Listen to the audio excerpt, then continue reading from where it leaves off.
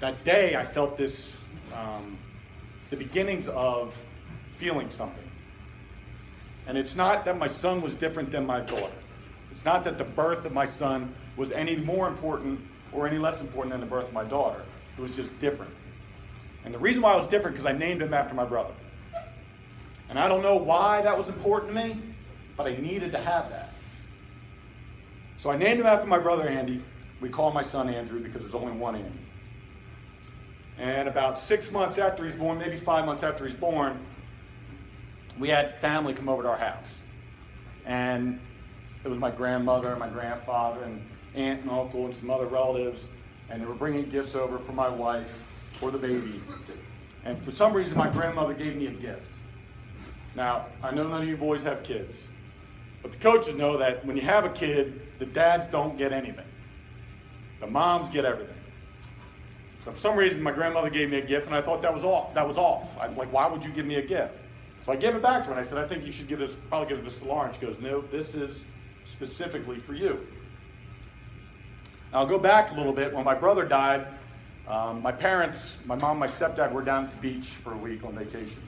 I was staying at a friend's house working at my job in Pottstown, and my brother was staying with my grandmother, going to his job. And she was doing his laundry and cooking his meals and doing all that stuff. Fast forward again to 2002, I open up this package, and inside the package is a quilt. How many dudes like quilts? Not many of us, right? We're not quilt guys. Guys, just quilts aren't anything that would pop into our head. It's like, man, thank you so much for that quilt. I'm going to use it every day. So I handed it over to my grandma. I said, man, I'm not sure why you would give this to me, but she goes, well, you just look at it. So I pull it out and I look at it. And it's red, it's blues, like paisley blues and yellows and whites, and a teddy bear in the center with like a stitched Andy on the center of the teddy bear. And I'm looking at it and I'm like, oh my God, it's made out of my brother's clothes that my grandmother had kept 13 years. And that hit me as hard as a right hook to the jaw. I couldn't contain myself. The emotions just took over. And I had a tangible piece of my brother in my hands.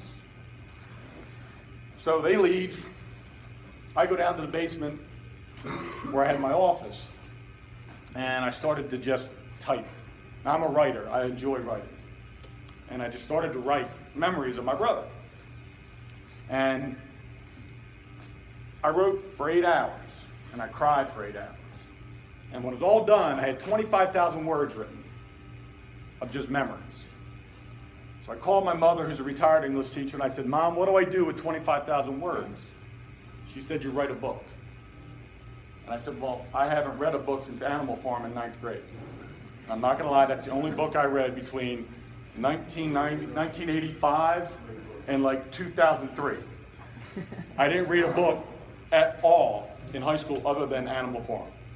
I pretty much BS'd my way through high school when it came to the reading projects. I'm pretty creative in my writing.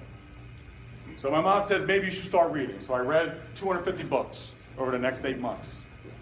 When you're sitting on an airplane and as an air marshal, you have a lot of free time flying to places abroad to read, so I did. And I realized that I could probably write a book. So long story short, 2 years later, I published a memoir called A Brother's Love, a Memoir, which is a story about my life with my brother. And I tell you all this because I need you to understand where my passion comes from. After I wrote those 25,000 words, life began for me. I felt for the first time in 13 years. I hadn't cried since my brother died. I hadn't felt anything since my brother died. Now all of a sudden love was real. It was like the heavens opened up and the angels sang and everything became very clear to me. What I wanted to be, what I wasn't for the last 13 years, how I've missed out on opportunities to share my life with other people, the things that I could have been doing during those 13 years instead of being angry, I'm now able to feel again. So from that day forward, I made a promise that I was going to take everything that I've ever done in my life and be the best at it. And that I was going to do it because my brother couldn't. That's the only motivator I got. I'm not trying to be my brother. I'm not trying to live my life, my brother's life. I'm just trying to live a life that my brother would be proud of.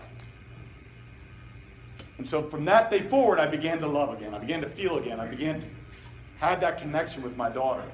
I began to be a better husband to my wife. I was able to do all those things that I wasn't able to do. And it's through that time in my life that I began to understand that the world is bigger than what I was allowing myself to see. Shortly after the book